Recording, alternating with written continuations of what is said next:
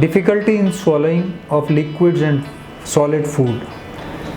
हमारे पास एक मरीज़ आए जिनको पिछले 8 महीने से सबसे पहले सॉलिड खाना खाने में अटकता था गले के अंदर। उसके बाद धीरे धीरे वो प्रॉब्लम बढ़ी और फिर वो खिचड़ी दलिया हलवा जैसी चीज़ें खाने में अटकने लग गई और उसके बाद पीने की चीज़ें भी अटकने लग गई।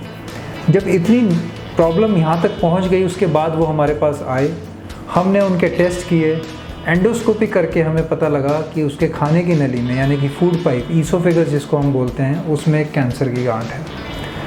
अब आप सोचिए ये मरीज़ जिसको ये लक्षण 8 महीने से था उसके कैंसर की बीमारी 8 महीने बाद पता चली। खैर कोई बात नहीं, हमने आगे फिर उसका और जब टेस्ट किए सीटी स्कैन पेट सीटी तो उसकी गांठ जो है अनफॉर्चुनेटली लंग्स में और सब जगह लिवर के अंदर फैल चुका था कैंसर। ये क्यों हुआ? क्योंकि उस मरीज़ को इस बात का अंदेशा ही नहीं था, अवेयरनेस ही नहीं थी कि खाना या पानी अगर अटकता है निगलने में तो ये कैंसर का शुरुआती लक्षण भी हो सकता है। और इस अज्ञानता की वजह से, लैक ऑफ अवेयरनेस की वजह से वो 8 महीने तक इस सिम्टम को इग्नोर करता रहा और फाइनली जब बिल्कुल उसके लिए कुछ भी अंदर जाना मुश्किल हो गया तब उसे डॉक्टर की याद आई। डॉक्टर ने देखा, डॉक्टर मतलब मैं अपना ही पर्सनल केस बता रहा हूँ ये, लेकिन बदकिस्मती से हम उसका कुछ नहीं कर पाए और उसकी लाइफ सिर्फ 6 मंथ्स तक ही रही। अब आपको जान के बहुत ही दुख होगा कि इस मरीज़ की उम्र सिर्फ 32 साल थी।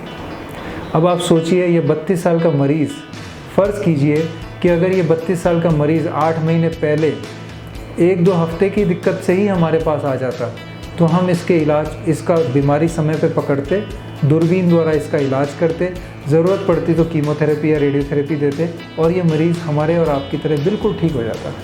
सो कितना लॉस ऑफ लाइफ है जस्ट बिकॉज वो व्यक्ति या हम सब लोग as a group, as a society इन सब लक्षणों के सिग्निफिकेंस को बारे में बिल्कुल अवेयर नहीं है।